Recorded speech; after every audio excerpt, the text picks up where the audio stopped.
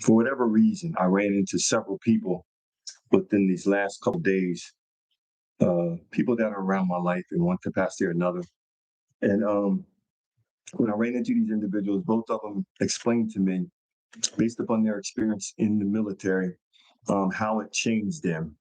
So one of the things from the beginning that I want to go over is that if you have friends, family members, people that you know that have gone into the military or that are maybe police officers and they're in those type jobs, um, you're probably doing yourself a disservice by believing that these individuals are exactly the same as they were before they started those positions or left to go off into that office or to that into that job or whatever you want to call it, because those jobs, they change people based upon the painful experiences that they go through. I'm setting up this. I forgot to set my other thing, but yeah. So what happens is whenever there's post-traumatic stress disorder, which represents that there has been some type of a traumatic experience that has taken place, um, it causes that person to change. This is why I often tell friends and family members, I've told them for years, is that you can't necessarily think that someone that you know is the exact same that they were since the last time you saw them if you haven't actually spoken to them and sat down with them over an extended period of time and really, really talked and really got to know who they are now. Because when we don't see people for extended period of times, what happens many often is that person could have gone through a very severe or traumatic experience, and that experience, what they find is that it changes most people. It changes many people. And again, this whole concept of this, or the thought of this lesson or this conversation, was based upon me running into a person Saturday afternoon over my parents, one of my nephews. He was talking about this topic with me, and then I ran into a good friend of mine who I've been seeing in a while. But I was helping him do a little project and didn't meet him with the lunch. We just grabbing something to eat real quick, and we're sitting in there talking, and he began to tell me about his experiences in the military and how much he didn't realize that it changed him, which is the same conversation I had with my nephew Saturday. And then I had that conversation with my buddy today, Monday. And so, two people within 3 days talking to me about the same topic, having the same condition based upon going into the service or the military. And when they did it, both of them, they did it from a place of, wanting to, maybe get some benefits to go to college and do some different things. And so through that journey, when they went, both of them were involved with different wars. And so through those experiences, what happened is they changed, because you can't see the things that they saw, and they're not changing, because we're not made. And I talked about this a couple of years back with a group that I was teaching and I was sharing, because I was reading a book at that time. The book was called Your Body Keeps the Score. Um, in this particular book, the author in the beginning of the book begins to talk about, the experiences of people that are in the military and people that are in the armed forces and people that are police officers and things like that. And that a lot of times when people are in these fields, or they're involved with these those occupations, there's a lot of hypervigilance that goes on as a result of being in those fields based upon their previous experiences. And see, so what happens is they go through a process of reliving those experiences based upon maybe hearing fireworks, a certain smell, a certain word. There's certain things that happen or that can happen around them, and that allows them to relive these. And this is part of what post-traumatic stress disorder is that your body, your mind and your body is reliving this experience. You're reliving the experience based upon some other past experience that took place, because your body is going to remember. That's basically the basics of the book, is that your body is going to keep score of all of the traumatic things that take place in your life. And it's going to take that information because it's valuable. It considers it important information. And I talk about this all the time. When we get information that is highly emotional, where it's an emotional, we're at an extremely high emotional place. And so if you're in danger and you feel like your life is at chance of losing your life, That's an extremely dangerous place to be in. So your body is going to remember that experience. And so, but the challenge with that is that your mind is going to remember the experience and sit it in your subconscious. And then every time something happens around you, some person says something, or you're around someplace, or you maybe see a movie, or you smell a certain thing, you hear fireworks or car backfires. I mean, it could be any number of things. You're going to relive the experience, and because it's an experience that is in your mind does not know the difference between an actual experience and something that you're imagining or something that is not true. This is why, part of why I talked when I talked last week, I talked about us becoming the hero in our stories, us learning to go through our traumatic experience, but also galvanizing ourselves, getting into a place where we can start becoming the hero instead of a victim. Because yes, you've gone through this difficulty, and I'm not minimizing it because I haven't been there. I don't know anything about it except for the stories that people say. I never been in the military, but I have respect for those that went and that did whatever they did, because that's something I would have never even considered doing. But the problem with all of this is that your body and your mind is continuing to remember the experience. And so the experience is the same, yeah, yeah, like Stockholm. And so your experience is the same as the first time it happened. And you don't know the difference. You're not going to know the difference until you go through a process of breaking the cycle. With both people, they both said the same thing, that the thing that helped them, but initially neither one of them wanted help. And they say there's a lot of people that are walking around that do not want help because they don't feel like there's anything wrong with them. They don't feel like anything's wrong with them. But you can't see all of the gruesome things that they've seen and it not affect you. This is part of the problem with even our friends or associates that are in law enforcement. You can't see the gruesome things that take place. You can't see the worst of the worst of humanity because you're out working late at night and you're seeing all these devastating things, and it's going to affect you because you're still a person. You're a human being. You can't take on all of this stuff, these traumatic experiences and this violent acts and all these, and that stuff it's going to affect you because we weren't made to be, animals. We were made to be people that had hearts and that loved. But the problem with this is that either you're going to, and I say this again, I'm a repeater, either you're going to take an experience and you're going to learn from it and you're going to go move towards a place of healing, or you're going to stay in that place of just complaining about certain circumstances, and you're going to be a thorn in the side of all your family members, because both of them at one point were thorns in their families because their behavior when they came back, they thought they were all right, but their abuse of alcohol and their violent outbreaks and all those things were reactions to not being able to handle these situations that they had just lived through, not being able to sleep. The blessing with both of them. And for whatever reason, I don't consider things that happen around me as coincidence. Um, I just tied two things together. And through that tying two things together, I just saw a pattern. I saw a pattern that there's people out here that need a lot of help because of choosing to do something as a teenager. Oh, let me go in the military because I want to go to college later on, or let me do this because I want. But there's consequences for it. And the people sometimes that were supposed to be there as a help to them are not helping them because they don't. It's it feels like they don't care. It feels like they don't care. That's why you see these stories about veterans on the streets and different things like that, because you did you know it's like they don't care. You know. So PTSD, it represents post-traumatic stress disorder.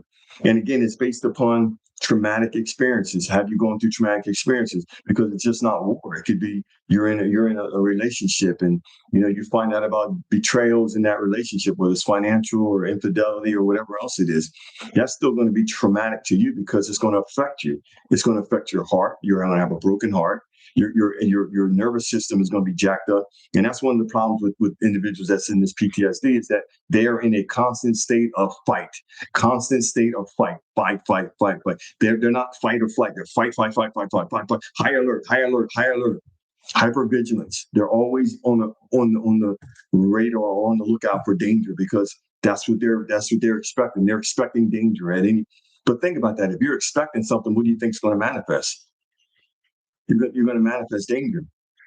And the one friend or the one friend that I was around today, I told him, I said, man, you gotta because he talks so often about anxiety. And anxiety is something that I know that you can heal. I know that it's something that you can actually take care of and you can actually get the victory over. Um, because there's too many studies, there's too much information out there about anxiety. And something as simple as breath work and learning to breathe correctly, certain breathing techniques, and doing it on a consistent basis, doing it every day, getting routine with that and starting to shift your mindset and start healing the parts of, because you have to do exercise for your brain. You have to find ways to stimulate your brain because we can regenerate our brain, our cells, our brain, our DNA, all that stuff can be regenerated and rebuilt. There's too much science out there. There's too much information out there to verify it. If you study any stuff by Dr. Joe Dispenza, Dr. Bruce Lipton, Dr. Wayne Dyer, I mean, I could go on and on and on. All these guys are talking about this stuff. They're talking about the combination of our hearts and our minds and how we can change the structure of our DNA, and we're not stuck with the genes that we have. And I mean, all this stuff that's out there. If you're really serious about change, if we're really, really serious about changing our lives, it's all based upon the decision. And I'm not saying this to minimize someone that has been through a traumatic experience. I'm saying this to say there is another option. There are other options besides sitting in this condition. There are other options, because if you don't get out of this condition, then you're going to end up ruining your family. Most of the men that are in this PTSD, they have PTSD after coming home from battle, and they ruin their families. Everybody's afraid of them. They don't know when they're going to flare off. They're violent. Why? Because whenever people have gone through traumatic experiences, they're going to go through grief.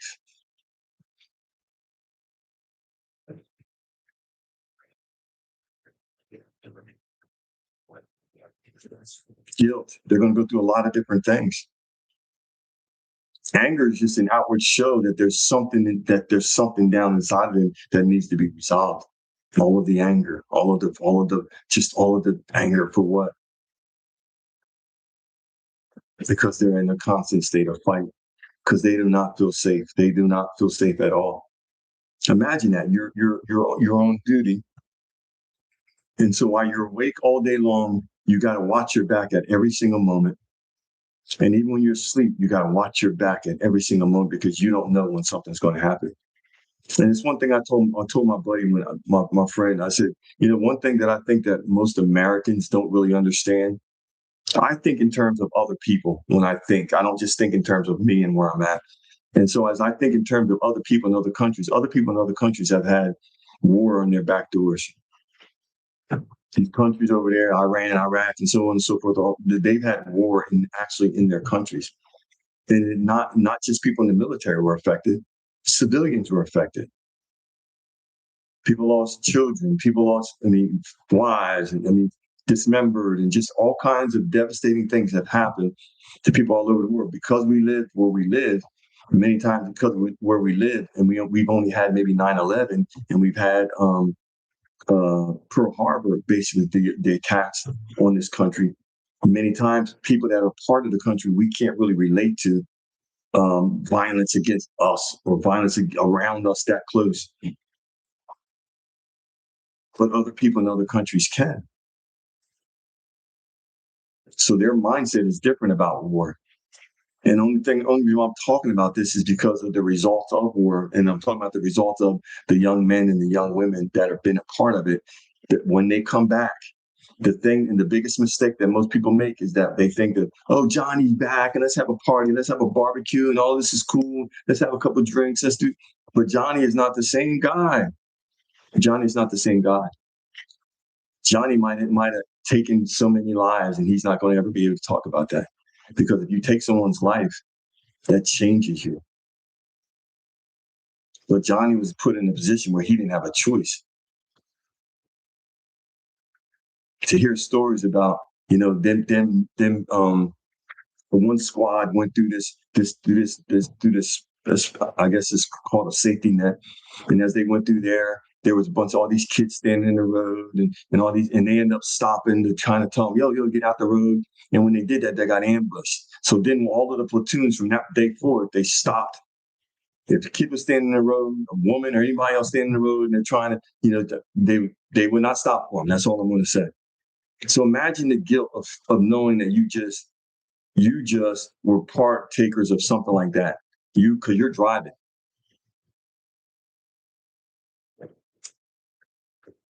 That's traumatic. There's a lot of wickedness that's going on in this world. And I don't want anything to do with any of it.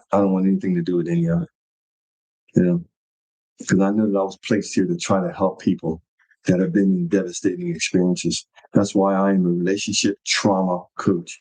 The trauma part is the part that people need the most help with, because it's the part that is hindering them or that will hinder them from moving on with their lives, because they're constantly reliving the same experience over and over and over and over again.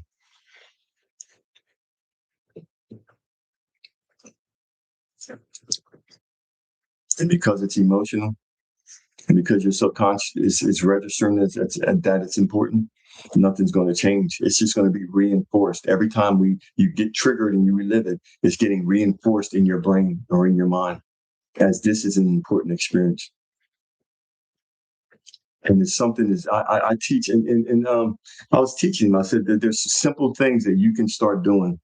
But the thing that's a blessing with both of them is that they're getting professional help from psychiatrists, and both of them have talked about the significant change and the difference that took place in their lives based upon getting the help from professional psychiatrists. Because a lot of things that I was talking to them about are just basically some of the same stuff that their psychiatrist is talking to them about. Ways of getting over their experience. Because the ways of getting over experiences is the same, regardless of if you have a degree behind your name or not. Especially like somebody like myself, I know how to get past it because I've been there. And so I figured it out. I didn't go to a psychiatrist. I went to a coach. And so I just navigated through it with the help of someone that had been there. And so what I was talking to him about was certain breathing techniques, because the way I do it, I get really, really intense with my breathing techniques. I change the modality of how I'm doing it as far as the tempos and things like that. And because of that, it takes me to higher elevated states in my mind. And so when I'm done with that, then I can sit in quiet or solitude, which other people would call meditation. And when I sit there in that meditation, I can start taking my mind and I can start I can start painting pictures of what my life is looking like in the future, or what it actually looks like now. The things that I'm putting in place in my mind, because when we're in elevated states, the easiest time to create the things that you want in your life is when your mind is in elevated states, higher realms, higher states. Because when you're in the 3D, everything is physical, what you're seeing, smelling, tasting, touching. Everything is as it is. So if you don't have any money in the 3D, that's just the way it is. But then when you start getting into 4D, 5D, then you can start putting things into your mind to start changing your experiences. And part of changing your experiences, you're going to ask yourself to feel the way it feels to be in that new experience. Feel the way it feels. What does it feel like? This is what I was kind of sharing with y'all last week. What does it feel like to no longer have PTSD? What would that feel like? Ask your body, what does that feel like when you're in that higher state? Your subconscious mind, I tell you this your subconscious mind is supposed to go to work for you. It's supposed to get you to figure out what is the answer. Your subconscious mind is Google. Your subconscious mind is the AI, ChatGPT. Your subconscious mind is ChatGPT. Go ask it how to do this, how to resolve this, how to figure this out. What is the easiest and simplest way to do A, B, C, X, Y, and Z? And it's going to tell you how to do it. This is why, again, I'm going to say I'm a repeater, because Somehow, some way, somebody's going to start listening, and they're going to start seeing the significant difference. I'm just telling you, they're going to start seeing when you start writing down your questions and kind of keep a note of them. You're going to start eventually recognizing that you've gotten answers to things. That's how I recognized that I was getting answers instead of saying, "Oh, I'm not getting no answers. I'm going to be God's not responding to me." I don't know. Yes, He is. Yes, He is, because that's outside of the truth. He said His sheep will hear His voice, but He also said that if you pray in His name, that He would answer. Right? You ask anything in My name, I would answer. Right? So I mean, either we believe it or we don't. If we don't believe it, then we're just kind of we don't. But my point is, if someone has PTSD, you won't necessarily know it immediately. But the biggest mistake that I find that many individuals make is they assume, and I'm going to say it again, they assume that your cousin, your brother, your whoever, when they left, that's the same person that returned, but they're not. They saw gruesome things that they probably never talked to you about. And because of that, it changed them, because a trauma changes you. It could either change you for the better or it's going to change you for the worse. And that's all based upon your decision. Are you going to decide to go in the position or in the direction of healing? It's going to change you for the better. If you decide to stay where you are and try to, wing it and figure it, then it's going to probably keep you the same. It would keep you in that constant cycle. Keep you in that constant cycle until you're ready to break off of that wheel. Until you're ready to break off the wheel. Yeah. So that's all I want to share with y'all. I figured I'd get on here for 15 minutes or so. It's been 20 minutes. I'm going to talk about this on and off all week. I got 4 or 5 different parts I'm going to go into detail on, because I believe that it's something that needs to be addressed and talked about, because there's a lot of people that need help, and their families need help, because if this doesn't get resolved, it's going to break up families. Kids are going to be in abusive households, and then they're not going to understand why their dad was abusive, or their mom, because if she was in the military, it's going to be not only him abusive, it's going to be her abusive. It's going to be whomever has been in that position, and they've seen all of the traumatic things that they've seen. They're going to change. They're no longer going to be that nice, kind person, because they had to change. Part of what happens to us is that our DNA shifts to change to whatever environment that we're around. When you look at Trading Places, the movie, part of what that experiment, which was an actual experiment, Trading Places, the movie with Eddie Murphy and a gentleman that was a stock market guy that did commodities trading. That can actually be proven, that if you take a person out of a certain environment and you put them somewhere else, if you take a kid out of the ghetto and you put him in corporate world and you put him around success, and he's going to change to become like his environment. And the same thing towards negative. That's why where you hang and what you do is going to be more. You're going to get more reflection of that in your life. Thank you, Latanya. Thank you. You're going to get more reflection of that into your life. The only way our lives change is through our thoughts, or what we feel, and what we're speaking. But all of it starts with our thoughts. But it's not going to really manifest until you get some emotion behind it. That's why our hearts are so important. That's why when you go through traumatic experiences, your heart has to be healed. Your heart has to go through a process of healing. I spent years on my heart. Because I did not want my heart to be hard and to be full of anger and to be a typical guy, a typical male, just angry.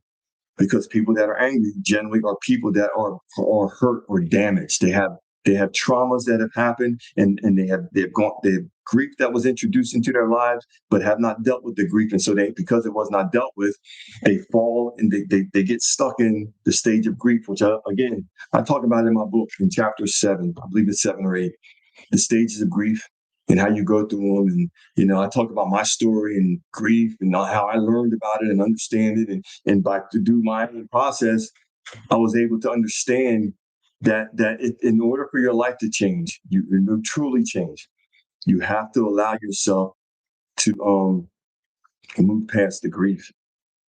You gotta get past the heartbreak and the loss, and you gotta move past the grief. You gotta stay in the grief long enough and pour out your heart and go through the stages and go through all of all the parts that are part of it to get to that place where you're on the other side, where you're no longer a victim in your story. You're no longer a victim of what someone has done to you, but you are a hero in your own story because you've taken the bull by the horn. You've made a decision that I will no longer be in this position ever again. I learned the lesson because there was a lesson